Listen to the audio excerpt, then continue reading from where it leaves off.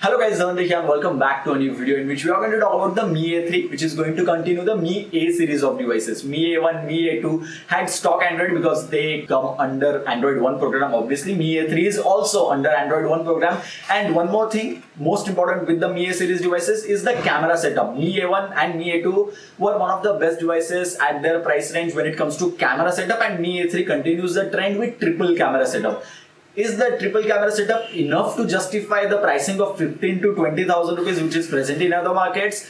Let's talk about everything in this video. Without further delay, let's get started. First of all, let's start with the camera, as this is supposed to be a camera centric device. 48 megapixel Sony sensor, this is the normal wide angle lens. Second lens is the ultra wide angle lens that you get, and third one is a 2 megapixel depth sensor. Do I have any complaints? Not really, because when it comes to pictures clicked with the Mi A3, they're not that bad at all. When it comes to the regular 48 megapixel camera sensor, I'm going to say regular because every other smartphone that is launching comes with IMX586 sensor, 48 megapixel, 64 megapixel. So it's kinda regular now. Normal day-to-day life pictures look as good as how they looked on the Redmi Note 7 Pro. There is nothing extremely special about this camera access because Xiaomi gave their best camera sensor with Redmi Note 7 Pro, K20 and K20 Pro, as well as similar camera setup is present on the Mi A3 as well. When it comes to the pictures, you can be the judge as well. I personally found the pictures to be good with the normal 48 megapixel camera, were pretty good. Night mode works as well, I mean as it should. This is a picture clicked in normal mode and this is a picture with night mode. So overall, when it comes to camera, I was impressed. I would say even the selfie shots were not bad at all, considering I had turned off the beauty mode completely. If you turn on the beauty mode, then the pictures will start looking like this, and then this, then this. So I prefer to turn off the beauty mode. So camera wise, I don't think Mi A3 is going to have any issues when it comes to following the legacy of Mi A series of devices. Let's talk about the elephant in the room. I know we should talk about this as early as possible. This device comes with AMOLED panel. If you are wondering, Dhananjay, this comes with AMOLED panel, why are you complaining then? That's because this device comes with a 720p panel.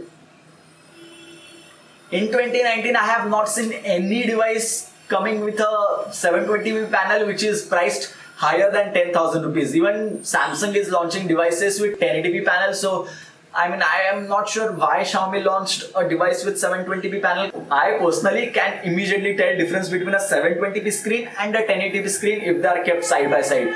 So for me, 720p display was a huge disappointment. If this device would have been priced at, let's say, 9,000 rupees or 10,000 rupees, I wouldn't have complained. Or even 11,000-12,000 rupees is fine. I do not know the Indian pricing as of now, but when it comes to pricing globally, the device is launched at 15 to 20,000 rupees depending on the market. I mean, 15,000 rupees price for a 720p screen, even though it comes with AMOLED panel, is little bit difficult to digest. Now, AMOLED panel on this device is good, viewing angles, color accuracy is pretty good, and person who lives at the top decides to start the drill right now as well because he knows that I'm drilling the Mi A3 right now when it comes to the display.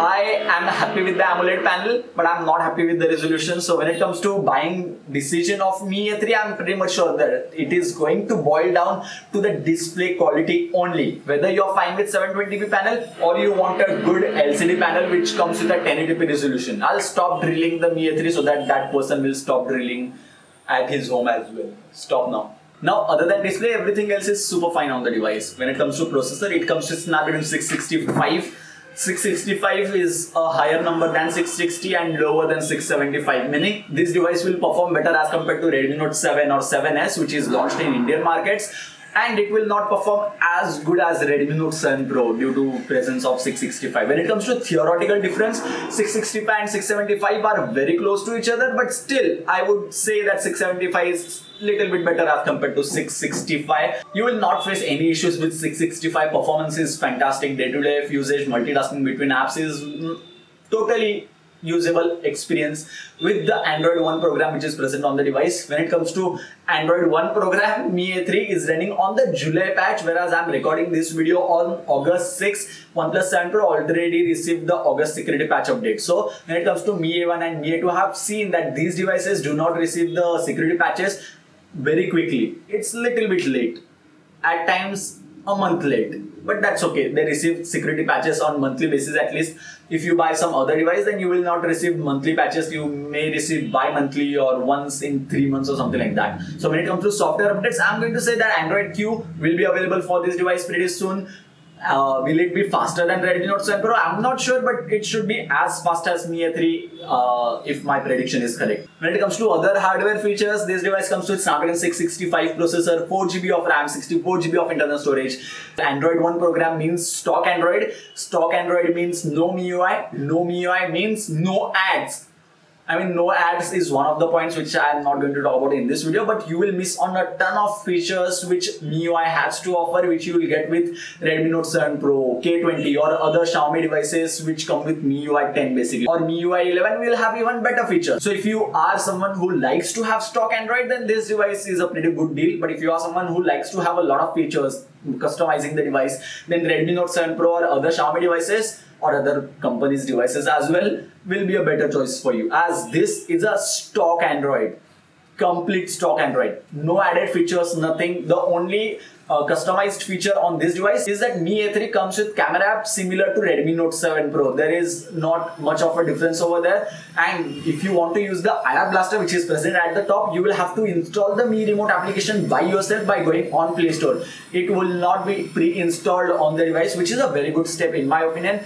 But if you're planning to buy Mi A3, just know that your device supports IR Blaster, so use the IR Blaster with the Mi Remote application which is available on Play Store. So this is the first Mi A series device or a Xiaomi device under the price tag of 20,000 rupees to come with an in-display fingerprint sensor. I can keep my hand over here and the device gets unlocked. It's little bit delayed. As you can see, I'll keep my finger and the device gets unlocked now. So I'll keep my finger here.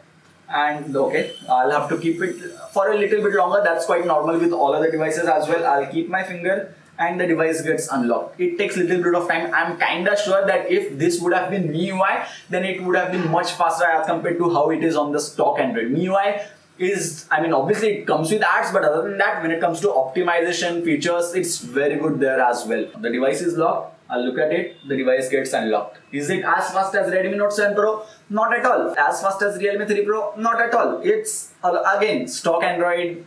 Android One program means that it's not the best optimized software experience which you're going to get. I'm not saying that it's unoptimized, but when it comes to raw speed, you will get that on ColorOS or MIUI or Oxygen OS as compared to stock Android which is present on the Mi A3. Headphone jack is present on the device finally, and the headphone jack quality output is normal, similar to other devices, nothing exceptional over here. I have to talk about this back panel, which feels very good to hold in hand. I mean, curves make the device feel very good, and you can feel that you have held the device quite firmly. When it comes to comparison of size with, let's say, OnePlus 7, this is a little bit smaller device than that, a little bit smaller as compared to Redmi Note 7 Pro as well. And when it comes to bezels are as good as how they were on Redmi Note 7 Pro, and they were not very good on Redmi Note 7 Pro. Realme 3 Pro is little bit better when it comes to screen to body ratio, or Realme X for that matter, or Redmi K20. Now, let's talk about the back panel, which is fingerprint magnet. If I just do like this,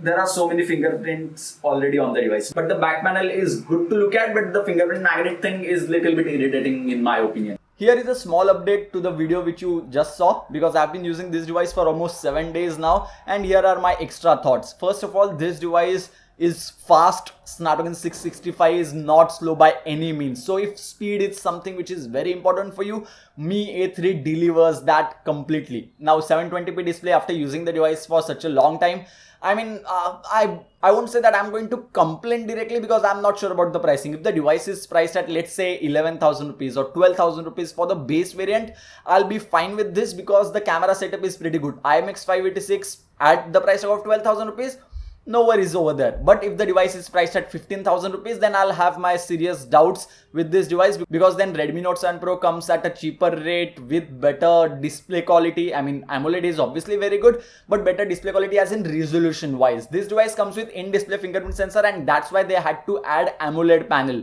because with LCD displays you cannot use the in-display fingerprint sensor, just in case if you're wondering why they gave a 720p panel on this device. Headphone jack makes a comeback, which is a very good thing. And one most important important factor. This device has a smaller form factor as compared to Redmi Note 7s, 7 Pro, or any other Realme device which is launching in the market or which has already launched in the market. So that's a pretty good point over here. If you're planning to buy a device which is smaller as compared to the big devices which are present in the market, then Mi A3 can be the perfect device for you. Or if your parents want a smaller device, I mean, it's not very small as compared to Redmi Note 7 or 7 Pro or the K20 Pro, but you can see that the difference is there as compared to other budget oriented devices which are launching pretty soon. Okay, no, this is not the Mi A3. Mi A3 fits perfectly in hand, and one-handed usage is very good with this device. If you enjoyed this video, don't forget to give this video a huge thumbs up. A detailed PUBG gameplay review of this device and comparison with other devices will be coming soon on the channel too. So don't forget to subscribe to the channel if you haven't already. One more important thing,